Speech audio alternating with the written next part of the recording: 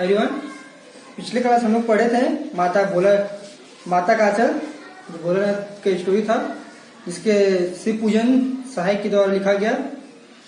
वो स्टोरी को हम आधा पढ़े थे। उस स्टोरी में था कि एक बच्चा अपने पिताजी के पास हमेशा रहते थे। स्टोरी में अब खेला कूदा सब अपने पिताजी के साथ किया करते थे। वही स्टोरी को थोड़ा आगे बढ़ाते हैं, इसका पढ़ते हैं। थोड़ी देर बाद फिर लड़कों की मंडली जुट जाती थी। इकट्ठा होते ही राय जमती, खेती की जाए। बस चबूतरे के छोर पर घिरनी घर जाती और उसके नीचे की गली कुआं बन जाती। क्या बोला गया कि ये थोड़ी ही देर के बाद क्या तो लड़कों का पूरा मंडली जम जाता था। मतलब भोलानाथ का जो फ्रेंड लोग था, दोस्त लोगों के साथ जम जाता था और इकट्ठा होते ही जमती खेती। और सब इकट्ठा हो क्या करता था तो खेती जमाता था। खेती क्या करता था, अब वो जो चबूतरा पे बैठा करते थे उनके पिताजी, उसी चबूतरा पे बैठ के सब खेती किया जाया करते थे। मंजू की बटी हुई पतली रस्सी से एक चुक्कड़ बांध गड़ाड़ी पर चढ़ाकर लटका दिया जाता था। दो लड़के बेल बनकर मोट खींचने लग जाते। चबूतरा खेत बनता, कंकड़ बीज और टेंका हल जुड़ता। और क्या बोला गया कि दो लड़का मिलके बेल बन जाता और वो जो छोटा छोटा जो कंकड़ होता है, बालू का कंकड़, वो बीज बन जाता है। बड़ी मेहनत से खेत जोते जाते और पटाए जाते। फसल तैयार होते ही देर न लगी और हम हाथों हाथ फसल काट लेते। काटते समय गाते, उस नीच में बई क्यारी जो उपजी सो हमारी। और क्या बोला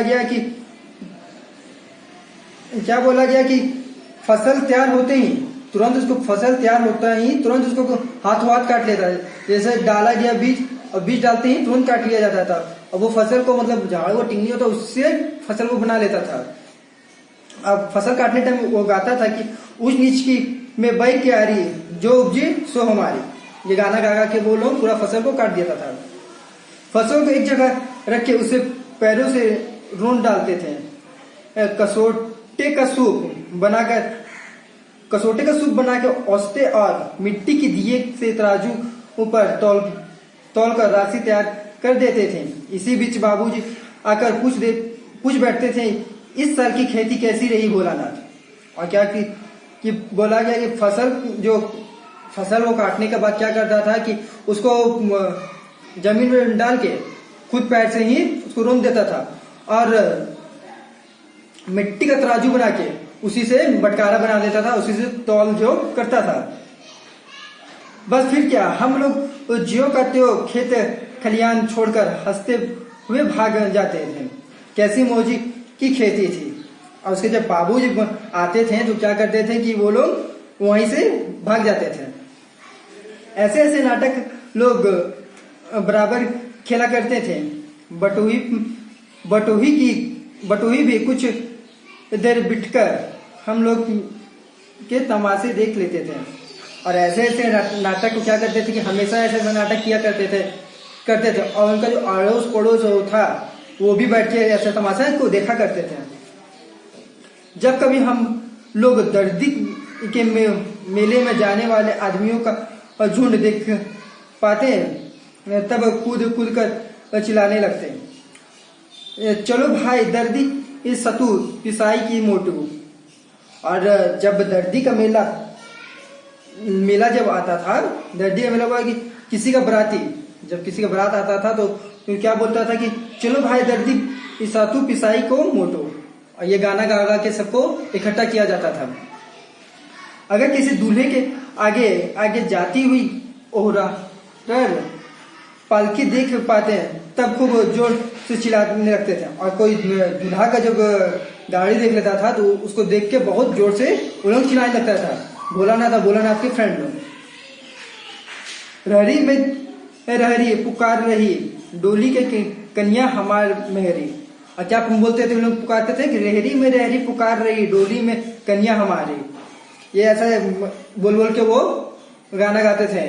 वो दूल्हा का जब गाड़ी देख लिया करते थे तो इसी पर एक बार बूढ़े वर ने हम लोग हम लोगों को बड़ी दूर तक खदेड़ डेलों में मारा था। उसका सूट 20 की सूरत आज तक हमें याद है। और क्या तो ऐसा जब बोलता था तो वहां का जो दूल्हा था वो उसको बहुत दौड़ाता था, और उसका जो खड़ूस सा मतलब फेस था उसको उन लोगों को अब तक याद रहा करता था। न जाने किस ससुर ने वैसा जमाई ढूंढ निकाला था, वैसे घोड़े के मुहा आदमी हमने कभी नहीं देखे। अब बोलता है कि ऐसा आदमी कहाँ से देखा था हम पता नहीं। आम की फसल में कभी कभी खूब आंधी आती है। आंधी के कुछ दूर निकल जाने पर हम लोग बाग की ओर दौड़ पड़ते थे। वहां चुन कर झूले गोपी आम चबाते हैं। हाँ, आम का जब फसल में जब आंधी आता था तब क्या करता था कि लोग आंधी आया तो आंधी के समय वो दौड़ के चल जाता था और वहां का आम चुन के वहीं पे बैठ के खाता था। एक दिन की बात है, आंधी आई और पट फट गई। आकाश काले बादलों से ढक गई। मेघ गरजने लगे, बिजली कौंधने और ठंडी हवा सनसनाने लगी। पेड़ झूमने और जमीन चूमने लगे। हम लोग चिल्ला उठे। और एक दिन का बात था कि बहुत तेज आंधी आया, और आंधी आने का कारण क्या हुआ कि पूरा आकाश पूरा काला हो गया, और जो पेड़ था वो पेड़ इतना तेज आंधी था कि वो पेड़ जमीन को छू रहा था। तो उसके देख के वो लोग बहुत ज्यादा डर गए, और डर के मारे क्या बहुत चिल्लाने लगा था। एक पैसा की लाई बाजार में छितराई, बरखा उखरे बिलाई। लेकिन बरखा ना रुकी, और भी मूसलाधार पानी होने लगे। और क्या तो वहां पर बहुत स्पीड कस के हवा पानी आ गया। हम लोगों को पेड़ों की जड़ से छड़ से सट गए, जैसे कुत्ते से कान में आहट चिपक जाती है, मगर वर्षा जमीन नहीं थम जाती।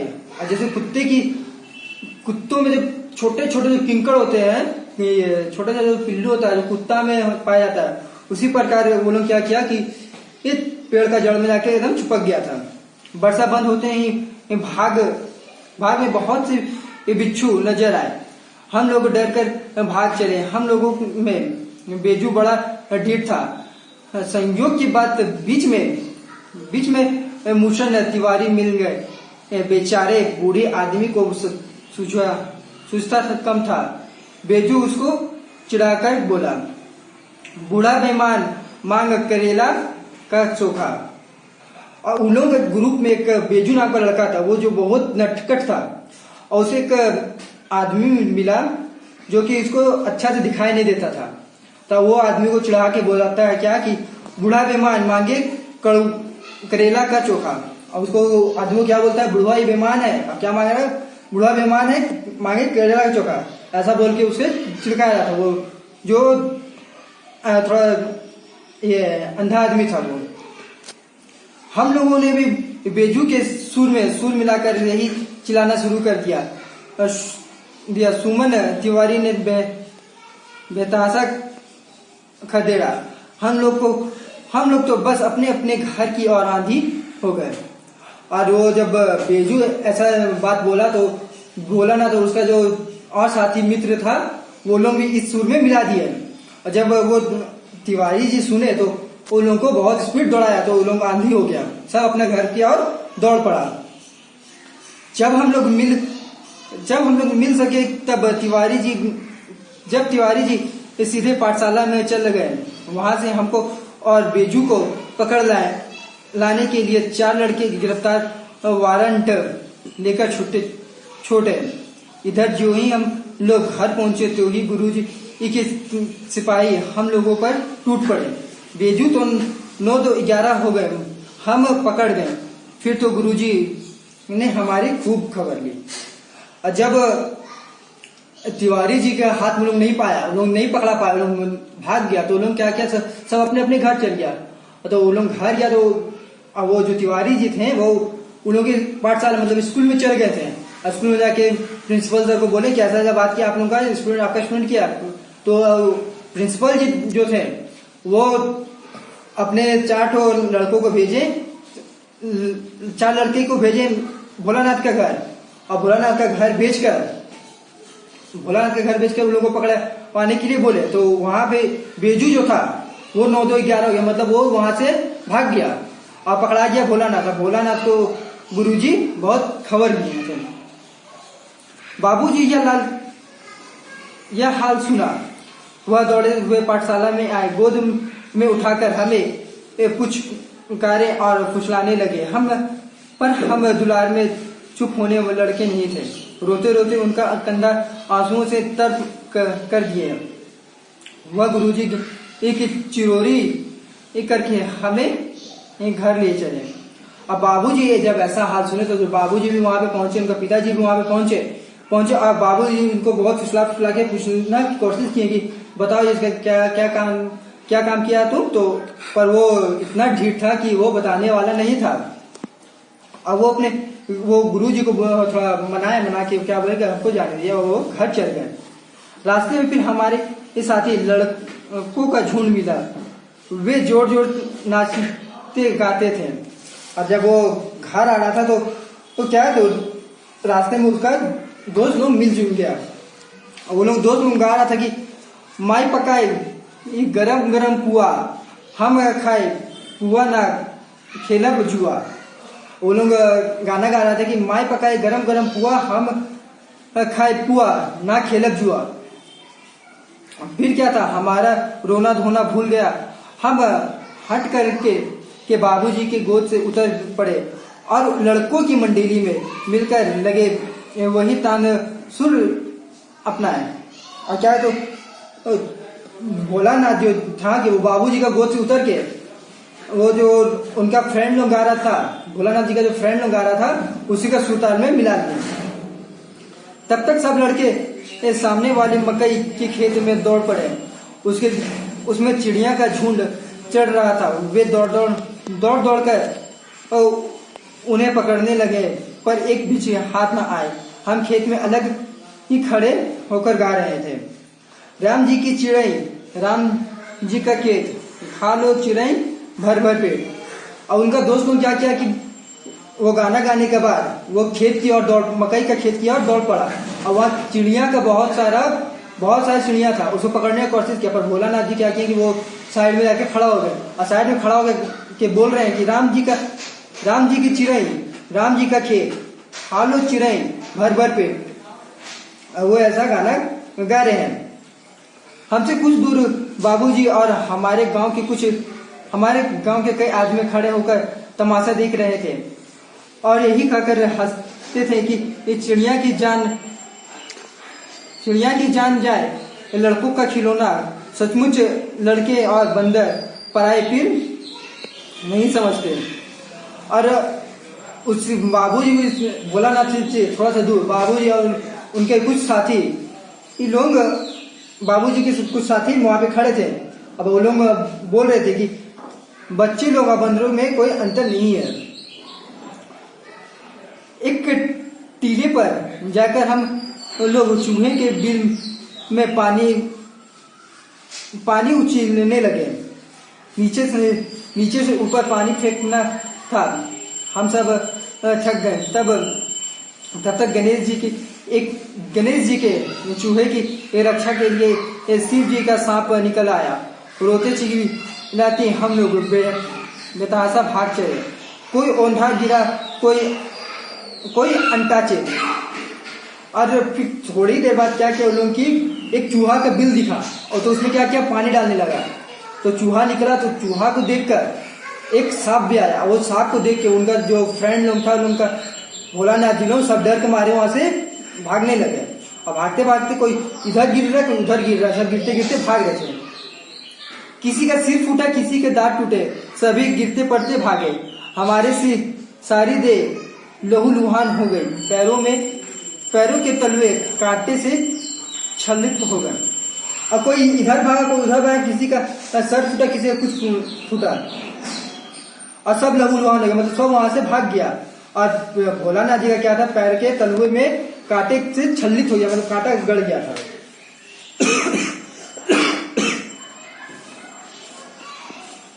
हम एक सुर से दौड़े हुए आए और घर में घुसे, और वो भोलानाथ जी क्या एक सुर से जो वहां से खेत से दौड़ना चालू, वो चूहा के बिल पास से जो दौड़ना चालू किए, और वो कहा तो घर पे आके जाके रुके। उस समय बाबूजी बैठ के औसरी के में बैठकर हुक्म, उस समय बाबूजी बैठकर औसरी में बैठकर हुक्के गुड़ रहे थे।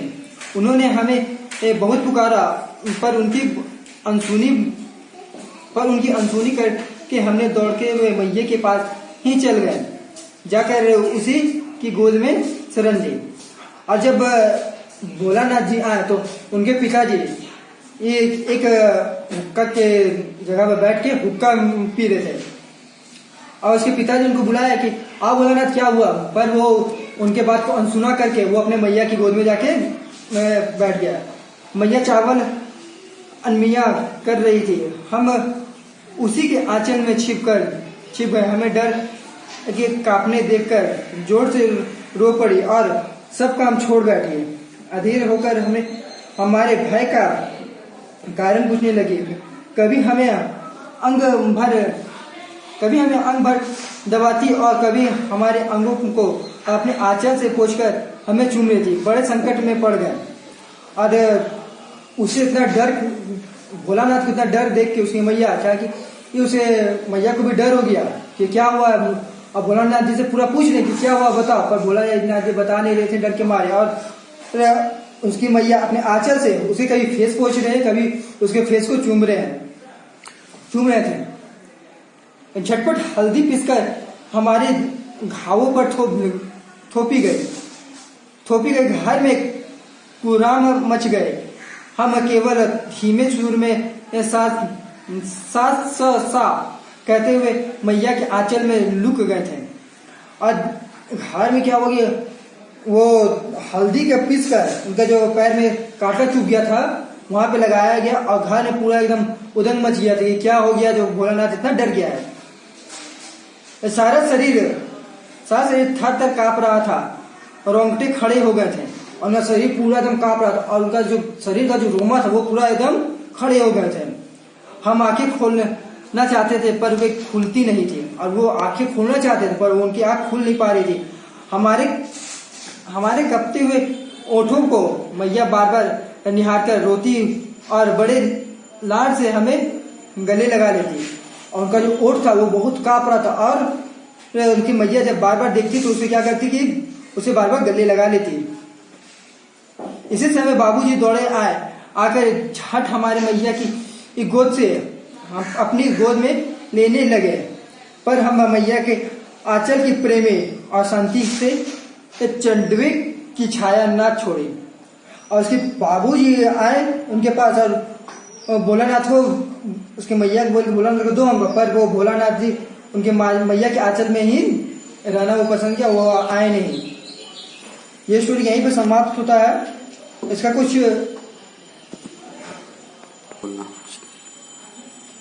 आज क्लास यहीं पे समाप्त होता है।